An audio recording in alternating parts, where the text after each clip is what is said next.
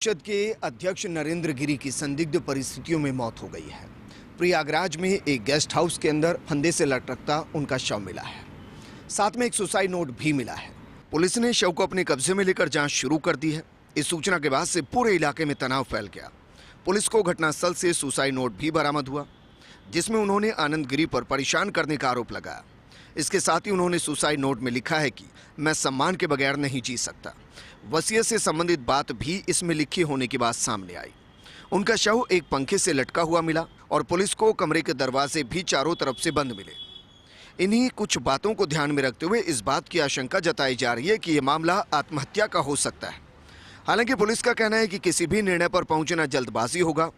वहीं महंत नरेंद्र गिरि की मौत को लेकर सवाल भी खड़े हो रहे हैं। नरेंद्र गिरि की मौत के बाद प्रधानमंत्री नरेंद्र मोदी, यूपी के मुख्यमंत्री योगी आदित्यनाथ और उप मुख्यमंत्री केशव प्रसाद मौर्य ने दुख जताया। साथ ही ईश्वर से उन्हें श्री चरणों में जगह देने की दुआ की है, प्रार्थना की है। इसके साथ ये भी कहा गया कि जो भी इसके पीछे जिम्मेदार होगा उसको सजा जरूर दिलाई जाएगी। आखिरकार पंजाब के सीएम के तौर पर चरणजीत सिंह चन्नी और सुखजिंदर सिंह रंधावा और ओपी सैनी ने डिप्टी सीएम के तौर पर शपथ ग्रहण कर ली है, तो दूसरी ओर पंजाब ने चन्नी के सीएम बनते ही कांग्रेस पर हमला तेज कर दिया है। दरअसल पंजाब के मुख्यमंत्री बने हुए चरणजीत सिंह चन्नी को कुछ ही घंटे बीते थे कि राष्ट्रीय महिला आयोग ने उन्हें महिलाओं की सुरक्षा के लिए खतरा बता दिया। दरअसल साल 2018 में मीटू आंदोलन जब चल रहा था, तब पंजाब की एक महिला आईएएस ने चन्नी पर आरोप लगाए थे। महिला आईएएस द्वारा कहा गया था कि उन्हें चन्नी ने कुछ अभद्र मैसेज भेजे थे। इस मामले को लेकर काफी विवाद हुआ था।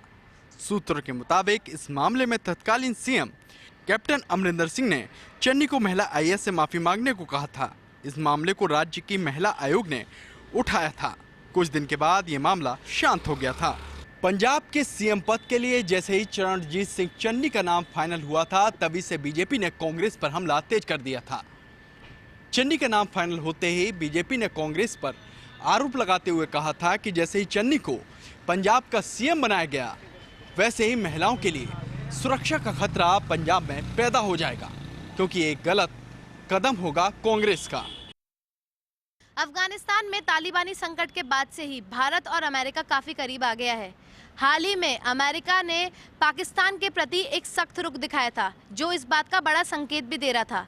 इसी कड़ी में भारत के रक्षा मंत्री राजनाथ सिंह ने ट्वीट किया और एक जानकारी दी कि उन्होंने अमेरिका के रक्षा मंत्री लॉर्ड ऑस्टिन से फोन पर गर्मजोशी के साथ बातचीत करी है। साथ ही भारत और अमेरिका की साझेदारी को और मजबूत करने की सहमति भी व्यक्त की है। मौजूदा वक्त में दक्षिण चीन सागर में शी पिंजिंग की बढ़ती आक्रामकता भी एक बड़ी चुनौती बनी हुई है। इस दौरान भारत और अमेरिका की कई स्तरों पर बातचीत हुई है। रक्षा मंत्री ने बताया, हमने अफगानिस्तान की स्थिति सहित दोनों देशों के रक्षा सहयोग और क्षेत्रीय मामलों से संबंधित मुद्दों पर भी चर्चा की। हम उपयोगी बातचीत आगे भी जारी रखने के लिए सहमत हुए और साझेदारी को मजबूत करने के लिए तत्पर हैं। ज्ञात हो कि पीएम नरेंद्र मोदी 24 सितंबर को वॉशिंगटन में क्वाड समूह की बैठक में शामिल होंगे।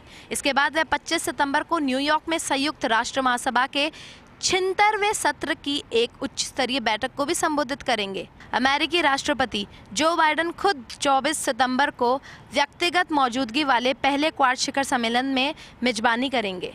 ये बातचीत अंतर्राष्ट्रीय कूटनीति के लिहाज से महत्वपूर्ण मानी जा रही है।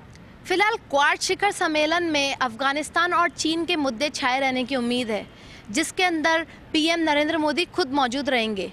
अफगानिस्तान में तालिबान की वापसी और पाकिस्तान का युग खुलकर सामने आना एक बदलते अंतर्राष्ट्रीय स्तर की ओर इशारा कर रहा है।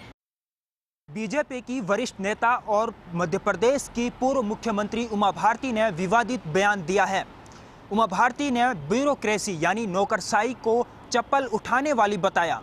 उमा भारती ने कहा कि ब्यूरोक्रेसी कुछ नहीं होती, चप्पल उठाती है। उमा भारती ने कहा कि सब फालतू की बातें हैं। ब्यूरोक्रेसी घुमाती है, घुमा ही नहीं सकती। उनकी औकात क्या है? हम उन्हें तनख्वाह दे रहे हैं, हम उन्हें पोस्टिंग दे रहे हैं, हम उन्हें प्रमोशन और डिमोशन दे रहे हैं। उनकी कोई औकात नहीं है।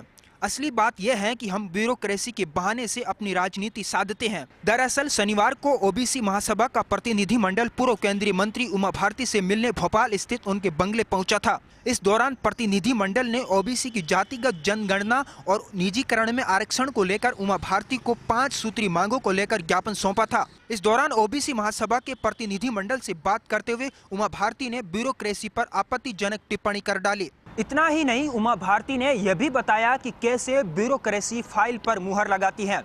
उमा भारती ने कहा, हमसे पूछिए, 11 साल तक केंद्र में मंत्री रहे, मुख्यमंत्री रहे, नेताओं से पहले ब्यूरोक्रेसी की अकेले में बातचीत होती है, डिस्कशन होता है, फिर कहीं जाके आगे फाइल प्रोसेस करती है। मुख्यमंत्री योगी आदित्यनाथ आज गाजीपुर पहुंचे और बाहुबली विधायक मुख्तार अंसारी का नाम लिए बिना उन्होंने उस पर हमला बोला और कहा कि माफियाओं ने इस जिले का नाम बदनाम कर दिया है। गाजीपुर से माफियाओं का सफाया हो रहा है। पिछले 4.5 वर्ष में प्रदेश में बड़ा परिवर्तन हुआ है। आज यूपी का युवा कहीं भी जाएगा तो उसे पहचान का संकट नहीं है। बीजेपी सरकार गुंडों माफियाओं से अच्छी तरह निपटना जानती है। बीजेपी सरकार में गुंडों माफियाओं पर बुलडोजर चल रहा है। पिछली सरकार में गुंडों माफियाओं को सरकारी संरक्षण मिला था। मुख्तार अंसारी गाजीपुर का निवासी है। मुख्तार अंसारी के भाई अफजाल अंसारी गाजीपुर से सांसद है। आपको बता दें, यहाँ पर कॉलेज की शुरुआत और पीएम मोदी से जल्द ही पूर्वांचल एक्सप्रेस के लोकार्पण का उन्होंने वादा किया। इस दौरान जनसभा में सीएम योगी आदित्यनाथ ने कहा कि बीजेपी ने सभी क्षेत्र में व्यापक परिवर्तन करके दिखाया है। मुख्यमंत्री योगी आदित्यनाथ ने कहा कि अवैध खनन और अवैध कब्जों पर चाबुक चलाया गया है और आने वाले समय में भी माफियाओं पर, अपराधियों पर चाबुक चलाया जाएगा, उन पर शिकंजा कसा जाएगा। टेक्सटाइल सिटी भीलवाड़ा आज 2 संघ प्रमुखों के मिलन का साक्षी बना। सोमवार को जहां तेरापंथ नगर में तेरापंथ संघ के प्रमुख आचार्य महासमंड जी का आशीर्वाद लेने के लिए राष्ट्रीय स्वयंसेवक संघ के प्रमुख मोहन भागवत पहुंचे। उन्होंने यहां पर 2 सत्रों में अलग अलग कार्यक्रमों में शिरकत की। पहला कार्यक्रम सुबह के सत्र में जो आयोजित हुआ, जिसमें धर्म सभा को संबोधित करते हुए जहां आचार्य महासमंड ने बाल संस्कारों पर खासा जोर दिया और बाल संस्कारों को लेकर काम करने की आवश्यकता जताई। दोपहर बाद एक बार फिर संघ प्रमुख मोहन भागवत तेरापंथ नगर पहुंचे, जहां उन्होंने साधु और साध्वियों के आयोजित स्पेशल सवाल जवाब सेशन में शिरकत की। इसी मौके पर एक सवाल के जवाब देते हुए उन्होंने कहा कि आज जिस तरह से संघ के लिए बार बार कहा जाता है कि संघ राजनीतिक हस्तक्षेप करता है या नहीं, मगर उन्होंने इस बात को स्पष्ट करते हुए कहा कि संघ किसी तरह का राजनीतिक हस्तक्षेप नहीं करता है। करीब 24 घंटे से अधिक संघ प्रमुख मोहन भागवत ने कपड़ा नगरी भीलवाड़ा में बिताया। इसमें समाज की जो विभिन्न स्थितियों के दौर में जिस तरह से समाज गुजर रहा है, उस पर खासा चिंतन किया और किस तरह से समाज को राहत देनी चाहिए, इस पर विचार विमर्श किया। केंद्रीय दूरसंचार राज्य मंत्री देबू सिंह चौहान ने कहा है कि मोदी अगर देश की बागडोर नहीं संभालते तो भारत आज इतनी बेहतर स्थिति में नहीं होता। उन्होंने हालांकि पंजाब में कांग्रेस के द्वारा मुख्यमंत्री बदलने के मामले को कांग्रेस का अंदरूनी मामला बताया, लेकिन साथ में ये भी जोड़ दिया कि देश में सुकुर्दी जा रही कांग्रेस के पास अब न नेता बचा है, न नीयत और न ही जन समर्थन। हालांकि हमने भी गुजरात में मुख्यमंत्री बदला है, लेकिन मुख्यमंत्री बदलने के बाद हम प्रचंड बहुमत के साथ सत्ता में वापसी करने वाले हैं। चौहान आज कोटा में गुजराती समाज के कार्यक्रम में शरीक होने के लिए आए थे, जहां उन्होंने माहेश्वरी रिसोर्ट में लोकसभा स्पीकर ओम बिरला के साथ कोरोना काल में बेहतर काम करने वाली कोटा की करीब 25 संस्थाओं को सम्मानित किया। सम्मान समारोह को संबोधित करते हुए लोकसभा स्पीकर ओम बिरला ने कहा कि हमारे समाज में सेवा के जो संस्कार है और संस्थाओं में और समाज में सामूहिकता की जो भावना है, उसी के बूते पर हम कोविड जैसी महामारी से भी पार पाने में कामयाब रहे हैं और इसीलिए हमें मानव और मानवता को केंद्र में रख करके हमारे सेवा भाव को आगे भी और भी प्रबल बनाए रखने की आवश्यकता है।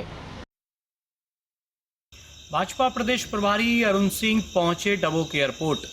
कुंभलगढ़ में कल से शुरू होने वाली भाजपा की चिंतन शिविर बैठक में शामिल होने से पहले डबोक एयरपोर्ट पर अरुण सिंह का भाजपा के पदाधिकारी और कार्यकर्ताओं ने किया जोरदार स्वागत। भाजपा के प्रदेश प्रभारी अरुण सिंह आज शाम उदयपुर के डबोक एयरपोर्ट पहुंचे। कुंभलगढ़ में कल से शुरू होने वाले चिंतन शिविर में शामिल होने आए अरुण सिंह ने एयरपोर्ट पर पत्रकारों से बातचीत की और साफ किया कि पंजाब के बाद अब राजस्थान का नंबर है।